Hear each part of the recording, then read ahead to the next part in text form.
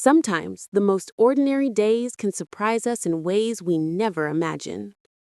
Before we continue, make sure to subscribe.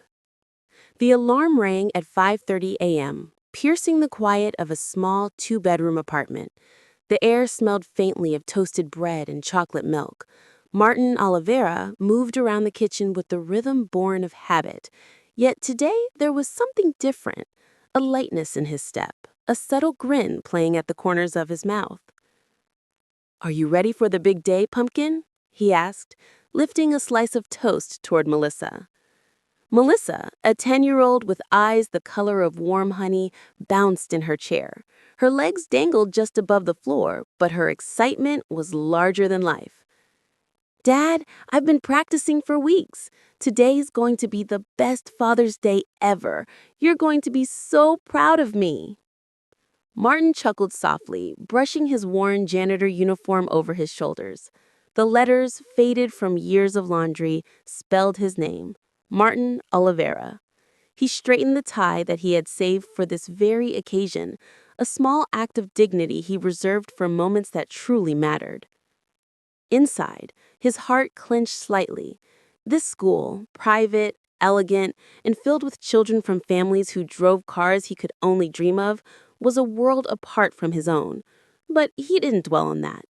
Every morning since his wife Sophia had passed 3 years ago, Martin reminded himself why he pushed forward. Melissa. She was everything he had left, the reason he worked long hours, fixed broken pipes on weekends, and counted every penny to give her the opportunities he never had. By 7:15 a.m., Martin parked outside the New Horizons School. He carried Melissa's backpack with care, checking that the small, neatly wrapped package inside hadn't shifted. He knelt beside her. "Remember, Dad, don't be late," Melissa whispered, tugging at his sleeve. "Never," he said, straightening his tie and smiling. "I wouldn't miss it for the world." Melissa ran off toward the front entrance, her little sneakers clicking against the pavement. Martin watched her go, pride and worry mixing in his chest. He had worked for over a decade in this building as a janitor, unnoticed and unremarkable in the eyes of most, but today he would be seen in a very public way. Inside the school, Principal Gloria Reynolds adjusted the pearl necklace around her neck while reviewing the event schedule. At 45, she carried herself with the poise of someone who had climbed every rung of the ladder in an impeccable career. Every detail mattered: the chairs reserved for donors, the timing of each performance, even the photographer's arrival. Then her eyes froze on one name: Melissa Oliveira. Her fingers hovered over the list as a flicker of something from the past stirred, uncomfortable, unsettling, and entirely unexpected. Gloria took a deep breath, forcing herself to smile. "Just checking the list," she said, her voice calm when her assistant glanced at her. Yet her heart was racing, because she knew. The memory of childhood streets, worn shoes, and a boy she once considered family came rushing back. The same boy, now a man, was the father of this very girl who had earned a scholarship to her school. Gloria pushed the thought away, but the unease lingered. Meanwhile, Martin made his way through the school, completing final tasks with his usual diligence. Mrs. Elvira, an elderly resident from the 5th floor of one of his buildings, noticed him as he tightened a loose light fixture. "You're running around like you have ants in your pants today," she teased. "It's Father's Day at Melissa's school," Martin explained, his eyes lighting up. "I promised her I'd be there. I can't be late." Mrs. Elvira smiled warmly, squeezing his arm. "You're a good man, Martin. Sophia would be proud." He nodded, fighting back the lump in his throat. "She's always the reason I keep going." By mid-afternoon, Martin had finished every chore. He slipped into his only decent pair of navy trousers, carefully ironed his white shirt, and tied the blue tie Sophia had given him years ago. He checked himself in the cracked mirror and whispered, "This is for you, my love." The auditorium was buzzing with activity. Parents in suits and designer dresses chatted animatedly. Crystal chandeliers reflected light across polished floors. The stage, adorned with balloons and banners proclaiming, "Everyday heroes, our parents," was ready for the day's performances. Backstage, Melissa tugged at her dress, nervously adjusting the braids she had spent the morning braiding herself. Her best friend, Tiago, leaned in. "Is your dad coming?" he asked. Melissa nodded confidently. Of course, he never breaks a promise. At 2:55 p.m., Martin stepped into the auditorium. Eyes flickered his way. Some parents whispered, others glanced with thinly veiled judgment. His clothes were simple, his shoes scuffed, but he held his head high, focusing on the little girl waiting for him in the wings. A coordinator approached. "Sir, the seats are reserved by family. Name." "Melissa Oliveira," he said firmly. A quick check, then a polite nod. "Row 7, seat 15.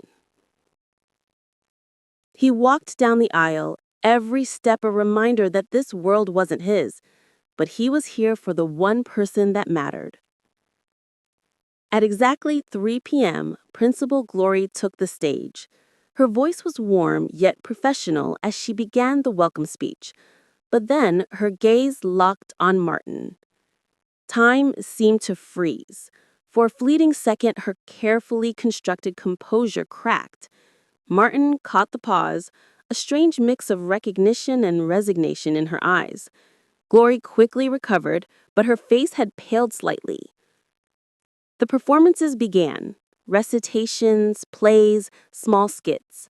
When Melissa's class was called, Martin's heart hammered. Out came Melissa, her voice steady, her eyes finding him in the audience. The auditorium fell into silence. The music started. Melissa sang "You Raise Me Up." Every note carried memories of bedtime lullabies Sophia had sung. Tears welled in Martin's eyes as he listened, captivated by the pure, honest emotion in his daughter's voice. Even the parents in the audience were affected. Some shifted uncomfortably, some whispered in admiration. Backstage, Glory watched silently, gripping the event program, torn between memories and the present. When Melissa finished, the applause was thunderous. She turned, pointed at Martin, and spoke into the microphone. "This is my dad, Martin Oliveira.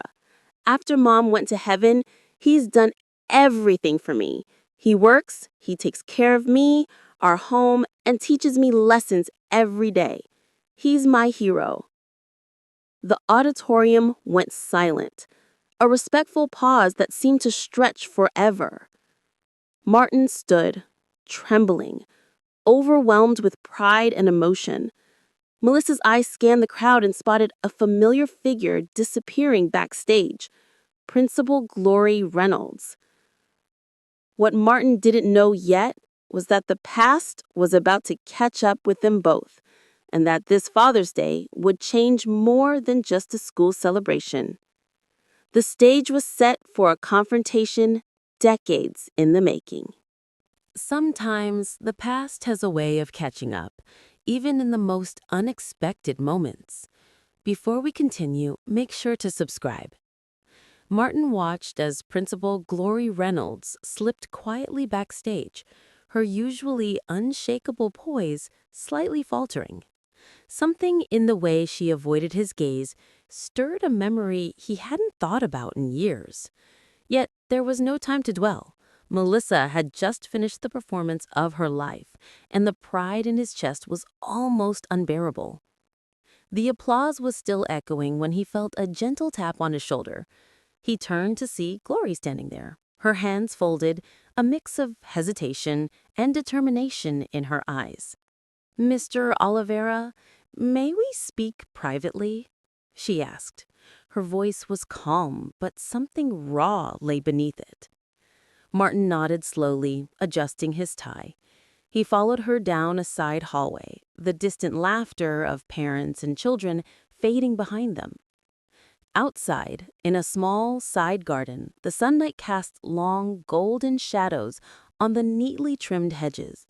Here, away from prying eyes, they finally confronted a past neither had expected to revisit. 2 years, Glory began, her voice tight. 2 years since Melissa joined the school. And now you show up like this, without warning? Martin exhaled deeply. Glory, I didn't know you worked here. Don't call me Glory, she interrupted sharply, though her voice softened immediately. It's complicated. I mean, back then, we were different people. He studied her carefully. The woman before him was polished, confident, seemingly untouchable. But he could still see the girl she had been, the cousin he had grown up beside, barefoot and full of dreams. Melissa earned this scholarship on her own. She deserved every opportunity. You knew that, didn't you? Glory's hands trembled slightly as she adjusted her pearl necklace. I did. I didn't expect to see you here. You've changed. You've made a life for yourself. And here I am, pretending I've left everything behind. Martin's eyes softened. We all try to leave parts of ourselves behind, but some parts, they follow us, no matter what. I was judged every day for who I was, for the uniform I wore, for the work I did. But I never hid from it, and I never will. That's what I teach Melissa. A long silence stretched between them, filled with memories neither could voice. The scent of flowers from the garden mingled with the warmth of the afternoon sun, creating a fragile cocoon of time where only truth could exist. Melissa appeared then, her small feet crunching softly on the garden gravel. She paused, sensing the tension in the air, her bright eyes darting between the two adults. "Daddy, is everything okay?" she asked, her voice innocent yet perceptive. Martin turned to her, kneeling slightly to meet her gaze. "Yes, Pumpkin, everything's fine. We're just talking." Glory looked at the girl, her composure faltering for the first time. "Melissa, your performance today, it was extraordinary. You have a rare talent." "Thank you, Principal Reynolds. But do you know my dad? You seemed like you were having an important conversation." Martin and Glory exchanged a glance, a silent acknowledgement of the decades they had shared, the lives that had diverged, and the unspoken bond that had never truly broken. "I suppose it's time you knew the truth," Martin said gently. "Glory, or rather, our cousin Gloria, is family. She and I grew up together, like siblings." Melissa widened her eyes, curiosity lighting her face. "Are you my aunt?" Glory's lips parted, but no words came immediately. She swallowed, the weight of her past choices pressing down on her. Life sometimes leads us down paths we don't expect. And people make mistakes. Big mistakes. Martin nodded, placing a reassuring hand on her shoulder. "We all do, but it's never too late to try and make things right." Melissa stepped closer, her small hands reaching for theirs, bridging the distance that years of pride and fear had created. "Dad always says family is the most precious thing we have, and forgiving, it helps the one who forgives as much as the one who's been forgiven." Martin smiled through the tears, threatening to spill from his eyes.